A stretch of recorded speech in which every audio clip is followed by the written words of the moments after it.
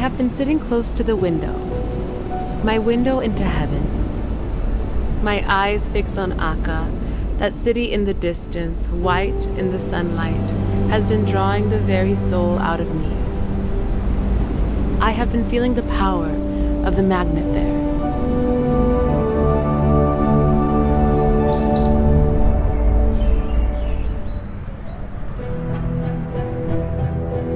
At Rizwan 2019, the Universal House of Justice recalled the moment when the beloved master was released from the confines of this world to rejoin his father in the retreats of celestial glory. The message stated that at the conclusion of his funeral in 1921, his mortal remains were laid to rest within the mausoleum of the Bab. However, it was envisaged by Shoghi Effendi that this would be a temporary arrangement. A shrine was to be erected of a character befitting the unique station of Abdu'l-Bahá.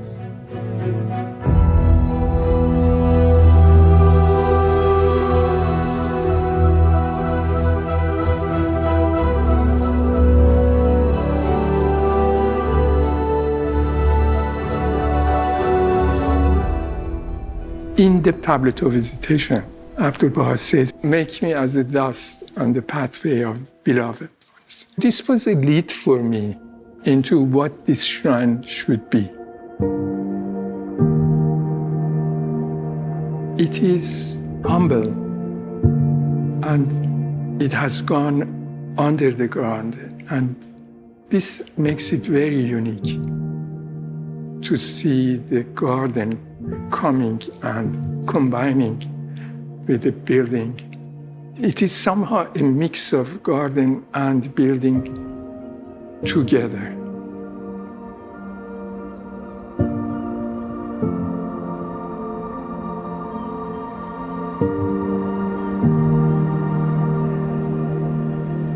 The site for the shrine of Abdu'l-Bahá is adjacent to the Garden of Rizwan, which was prepared by Abdu'l-Bahá as a place where Baha'u'llah could find rest in the final years of a life that was largely spent in exile and incarceration.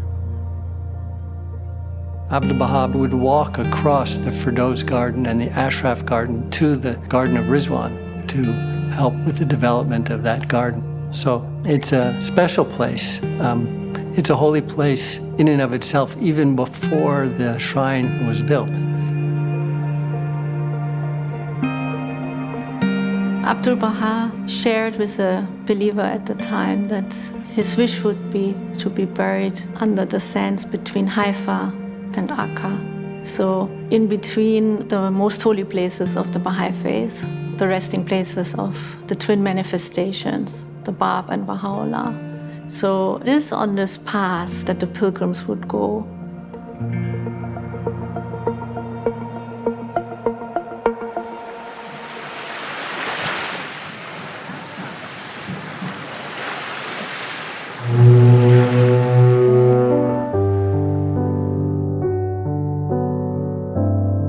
When the early pilgrims would come here, and they would arrive here by steamership, and beloved Abdu'l-Bahá would send a carriage for them, they talk about the fact that the waves from the Mediterranean Sea would lap up on the wheels and on the hooves of the horses.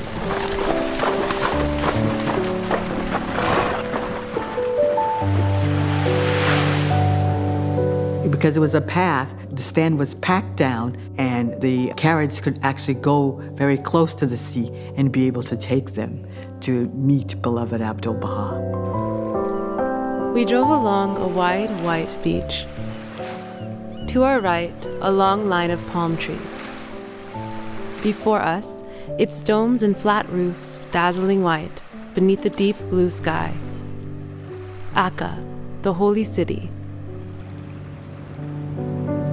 When the pilgrims came, they were longing to meet their beloved. They were thinking about their beloved. One of the properties of this design is that it is well thought about the meditative path that you have to walk through in order to enter the shrine. The shrine of Abdu'l-Bahá is opposite to the Rizwan garden. And in between them, there is a path which has very tall trees on both sides. And in all these paths, there is nothing else to disturb your concentration and meditation about who you are going to meet, what was his attributes, and what you can learn from him.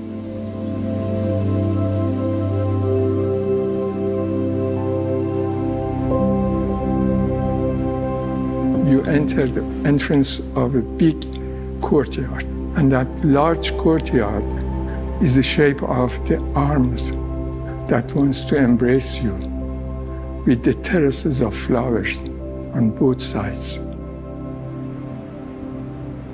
like the open arms of Abdu'l-Bahá.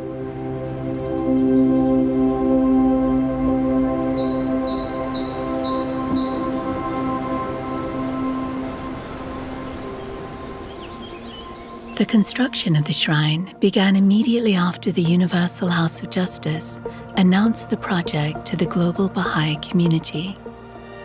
Very quickly, the project office came together, and by June of the same year, 2019, we have been in operation here. So the foundation was such a substantial element of this project in the beginning, where we spent many, many months leveling the ground because it's close to the Mediterranean Sea and making sure that we're starting off on a substantial footing.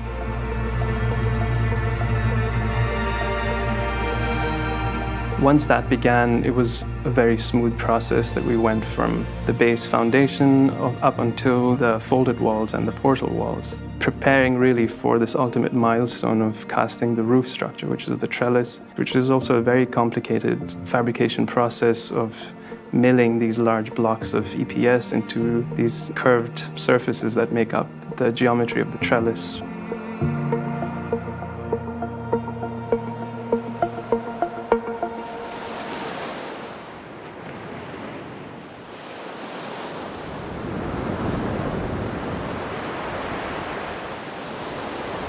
In early April 2022, a fire caused by an accident broke out at the site.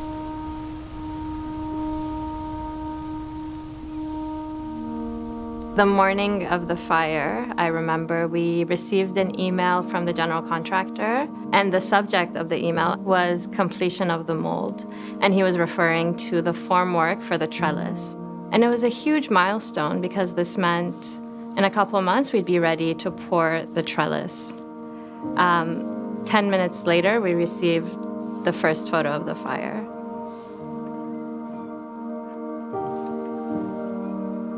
That was really hard for us to digest, as well as not just us, but also every person that was working on site, because they had taken such high levels of ownership of the work that they were doing. And they were really partners with us.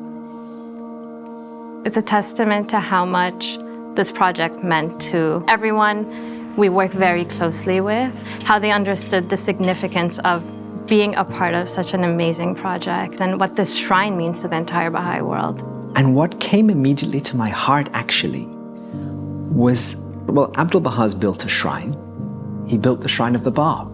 And he said, every stone of that building I have with infinite tears and at tremendous cost raised and placed into position. And somehow reminding myself of those words was an anchor. A few of the other local people who were standing around me, they were all sobbing and crying. The only thing was in my mind, what's going to happen after the fire? And what would be my first step after the smoke settled down?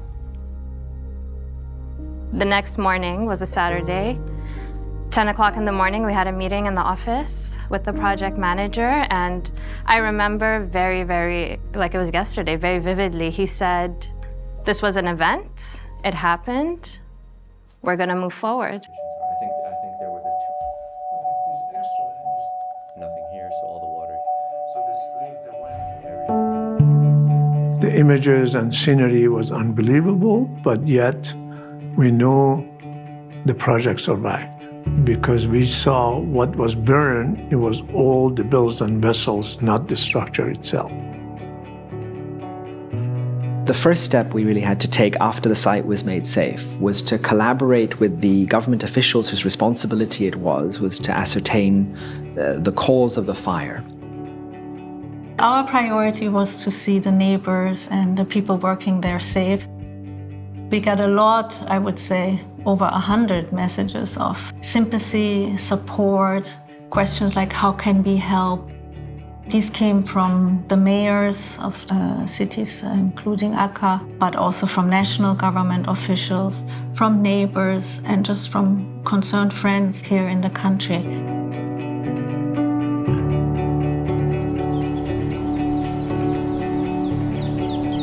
הצטערנו מאוד מאוד שזה קרה, זה היה קשה לראות את זה, ואני ידעתי שהם יתקנו את זה, ידעתי שהם יעשו את זה עוד יותר יפה ממה אבל באותו רגע הייתה תחושה מאוד מאוד קשה. עבדול-בהאה פעל פה מיד אחרי מלחמת העולם הראשונה. הוא היה פקטור מאוד מרכזי בשיתוף הרווחתי ובעזרה שלו לאנשים כדי פשוט להציל אותם מהרעב שהיה פה בארץ. והוא באמת ראוי למקדש שבונים לו. This scale of disaster, a lot of time make people give up, surrendered, frustrated, but not here, not here. It's a place with a very strong spirit here. كملنا بالمشروع لأنه إحنا لقينا صاحب المشروع عنده قوة وعنده معنويات عالية جدا اللي هو اثبت لنفسه واثبت لنا انه بده يكمل المشروع. احنا كلنا مع بعض احنا توحدنا وقمنا وكملنا المشروع وان شاء الله راح يكملوا للاخر. People believe in this. It was more than engineering. It was the soul behind the building, the shrine. I think it's very important project not only for the Baha'i.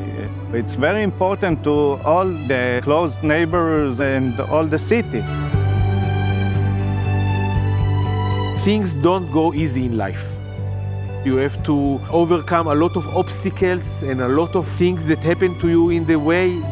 And I think this is a good sample that in the end of the day, when the shrine will be standing and beautiful and everybody will look, the spirit of not to give up is what makes this place so special.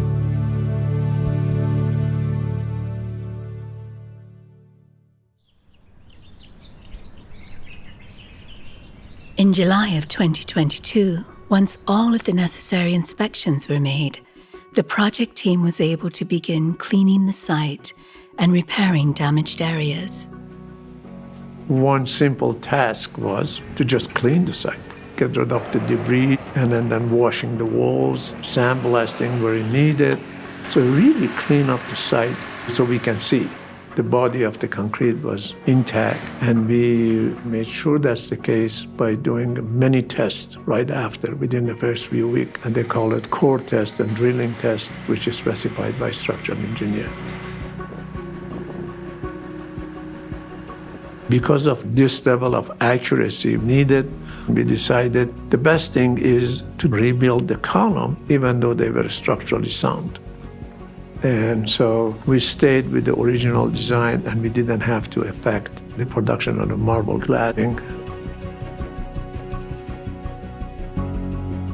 We are utilizing this opportunity to refine what we had done before, to learn from it, to optimize as much as we can, and do it faster and do it better.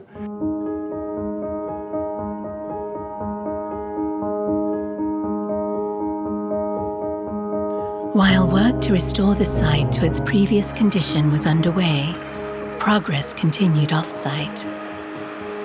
In Italy, the marble that will adorn the trellis was carved into intricate shapes. The amazing mock-up of one of the ribs of the project was constructed in Italy in Margraff's office. Mr. Amonat and Mr. Sahba had a long history with them. The seat of Universal House of Justice was fabricated in their factory. They have been involved off and on. They did the temple in Delhi.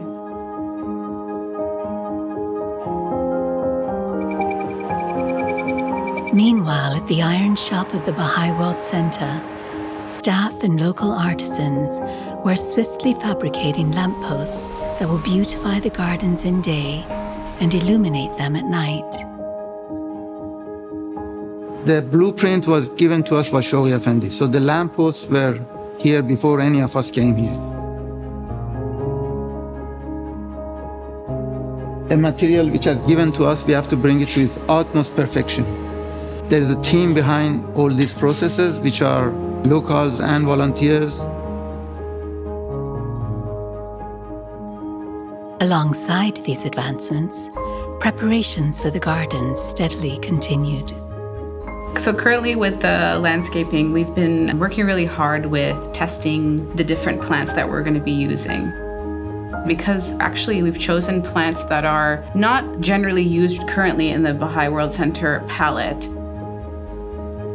The climate within Haifa and Akka is very different even for the plant material. So what does really well in Haifa doesn't necessarily do the best in Akka. So we've taken a lot of time to find what are the best materials to use, and particularly because the Rizwan Gardens site is so close to the sea and the winds will really come in. We're using a lawn that's for these areas here. We're trialing one that is tolerant to salt spray. So far the test is going really well. You know, the whole goal of the garden is that have it a very dignified spot for Abdu'l-Bahá. In August of 2022, once the cleaning of the site was completed, work on the central edifice resumed. Another milestone was reached in November of the same year, with the completion of the base layer of the western berm. The implementation of the design of the berm requires the team to coordinate about 25,000 cubic meters of EPS blocks that you see right here.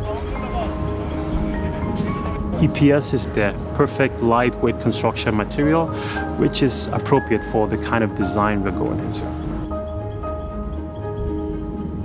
The berm on both sides of the central edifice are connected through the trellis, on top of which is a beautiful landscaping design area which blends with the entire landscaping of the whole project. On the northeast corner of the site, work began in December of 2022 on the Akka Visitors Center, which will welcome pilgrims and visitors to the Shrine of Abdu'l-Bahá and the Rizwan Garden.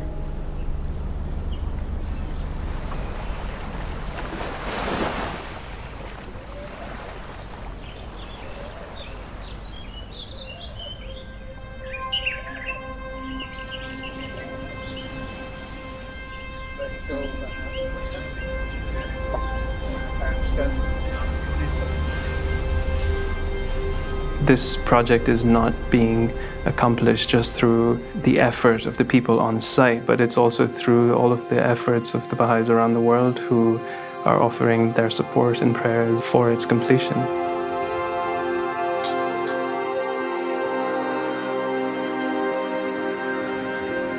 El diseño del santuario Abdu'l-Bahá me hizo pensar en qué bendición más grande estar en una época tan especial, en donde podemos ver la construcción física de algo que también en esencia es espiritual.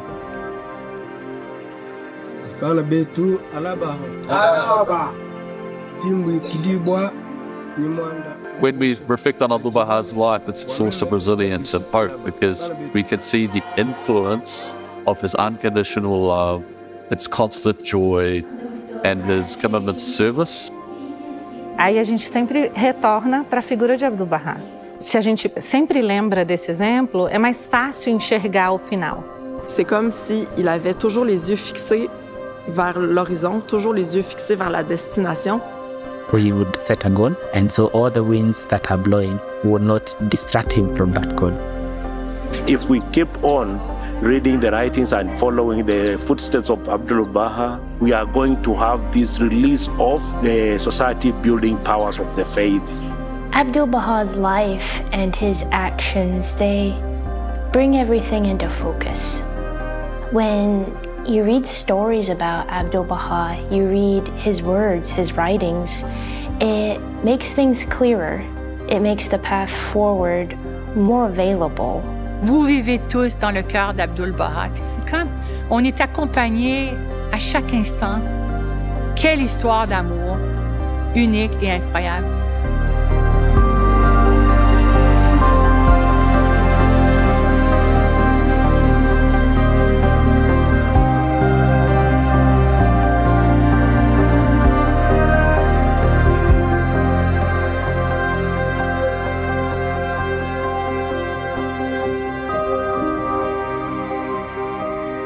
Our carriage stopped. I knew we were at the door of the Master. My heart almost ceased to beat.